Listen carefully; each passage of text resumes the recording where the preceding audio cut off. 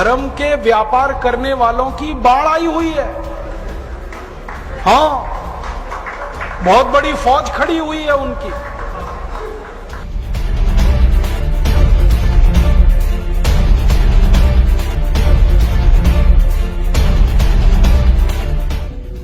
शराब का सबसे पहला फायदा, शराब आपके कॉन्फिडेंस को बढ़ाती है।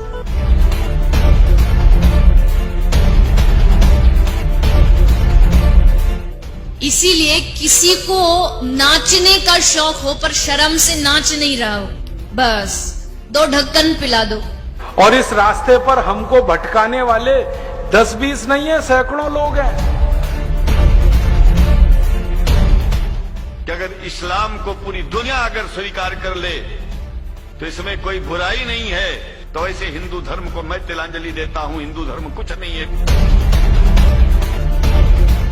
और भगवान राम की जिंदगी के वो प्रसंग कभी नहीं सुनाते जो हम में वीरता पैदा करें। सूरत आपकी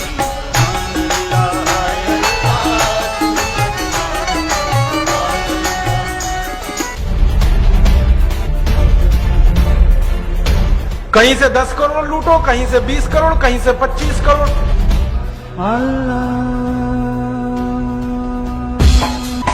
तेरी मोहब्बत दिल में है या अल्लाह, तेरी मोहब्बत दिल में है या अल्लाह। मैंने देखा है क्या क्या पाखंड और नौटंकी चलता है। जिस समय नमाज पढ़ी जाए तो हम भी प्रयास करें कि अपनी भागवत बंद करके 5 मिनट के लिए उनके लिए हम अल्लाह को प्रणाम करें। क्या जाता है, क्या फर्क पड़ता है। एक आया राम की कथा कहेगा 10 करोड़ लेके जाएगा, दूसरा कृष्ण की कथा कहेगा वो 15 करोड़ लेके जाएगा। मुझे मैं राम कथा में संकीर्तन कराता हूँ और बीच में हरि बोल कराता अली मौला अली मौला अली मौला बुलाता हूँ और पूरी सभा अली मौला का कीर्तन करती है। तो कई धर्मगुरु मुझे भी पूछते हैं कि आप हरि बोल के साथ अली मौला को क्यों लाते। मैंने कहा मैं लाता नहीं, अली मेला मुझसे बोल रहा है। ये बापू नहीं है, डाकू है। बापू नाम तो शर्म आती है कहते हुए, और माला पकड़ा देते हैं कि राम राम राम राम राधे राधे राधे राधे राम राम राम राम राधे राधे, बस यही करो देश तो ठीक हो जाएगा। और ज्यादा उनसे तर्क करो तो कहने लगे तुम क्यों व्यर्थ चिंता करते हो, तुम क्या लाए थे, क्या ले जाओगे, जो हो रहा है अच्छा हो रहा है।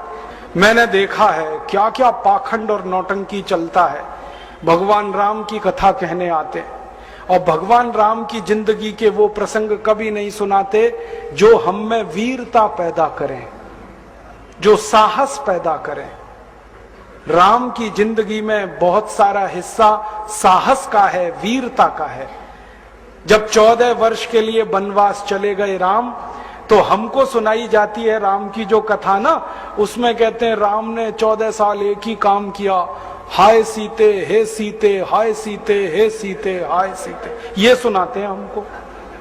हाँ, यही सुनाते हैं निकाल के कहानी में से। और मैं कहता हूं कि राम को अगर हाय सीते हे सीते हाय सीते यही करना था 14 साल, तो दूसरा विवाह क्यों नहीं कर लिया। सैकड़ों राजा तैयार थे अपनी राजकुमारियों को राम को देने के लिए, वो तो कर लेते दूसरा विवाह।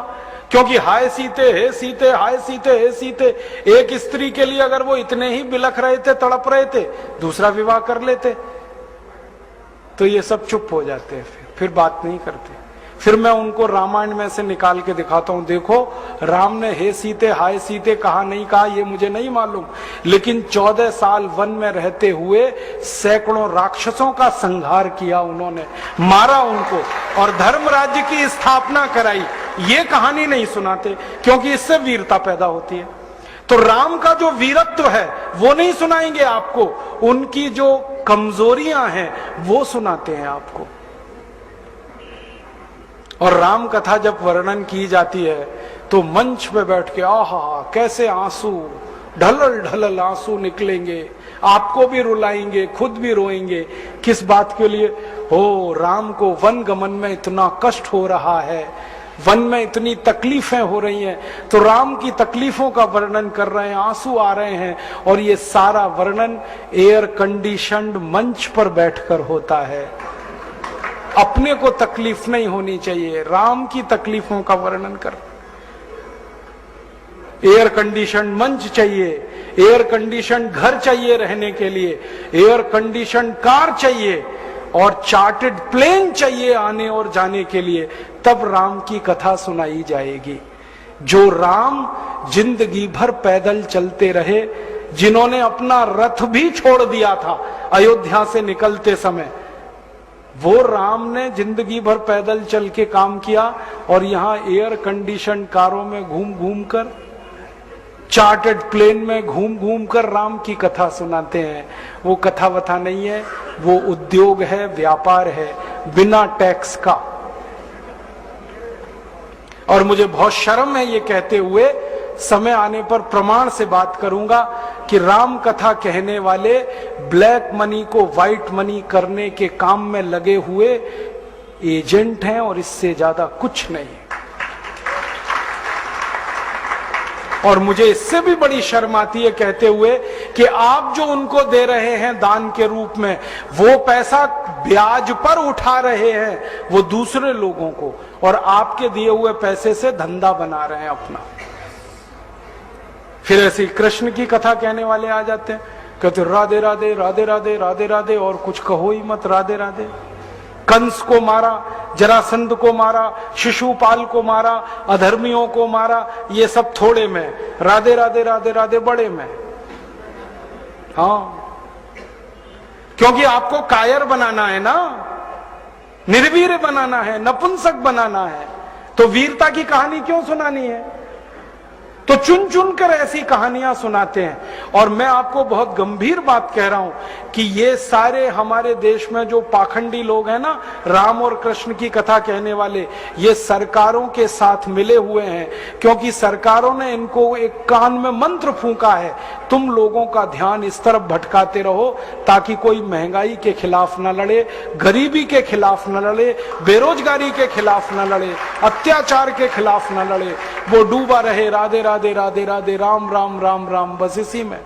और समझाते रहो, तुम क्या लाए थे, तुम क्या ले जाओगे, क्यों व्यर्थ चिंता करते हो, जो हो रहा है अच्छा हो रहा है, आगे होगा और भी अच्छा होगा। एक रास्ता ये है। अब दो रास्ते हैं अपने सामने, एक रास्ता भगत सिंह का, ऊधम सिंह का, चंद्रशेखर का, एक रास्ता हमारे ये धर्म गुरुओं का, पाखंडियों का, जो राम की कथा, कृष्ण की कथा। मुझे बहुत ऑफर आए हैं, मैं आपको दिल का दर्द बता रहा हूं, सच में कह रहा हूं, आपसे नाम नहीं लेता। मुझे ऑफर आए कि तुम कहां बेकार भटक रहे हो, मेरे साथ आ जाओ। मैंने कहा बापूजी क्या होगा उसमें? तो कहने लगे जितना मिलता है वो डबल हो जाएगा।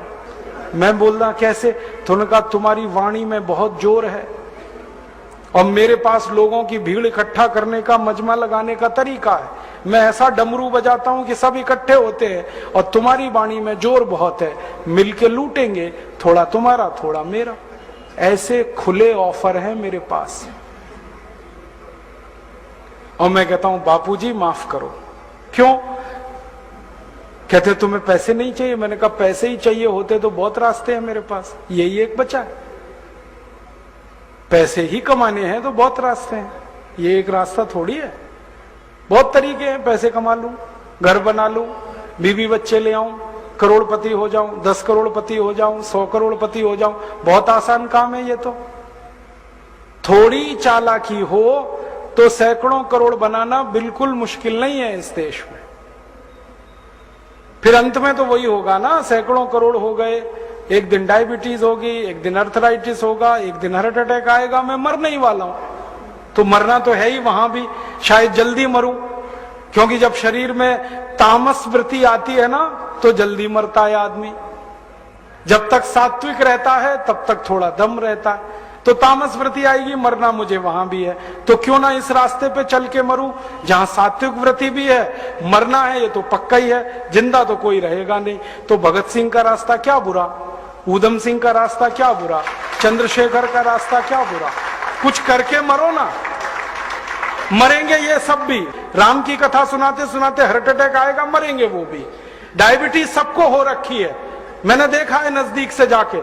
सब इंसुलिन लगाते हैं, खाते हैं गोलियां, अपनी डायबिटीज नहीं मिटा पाते, दूसरों को उपदेश देते फिरते। ब्लड प्रेशर सबको बढ़ा हुआ है, क्योंकि ये जो काला धन है ना, इसका हिसाब किताब करने में बीपी ही बढ़ने वाला है। सब बीपी की गोलियां खाते हैं, सब डायबिटीज के लिए शिकार है। तो दूसरों को उपदेश देंगे तो मैं भी लग जाऊं, वो एक रास्ता है। एक रास्ता भगत सिंह, उधम सिंह, चंद्रशेखर का भी है।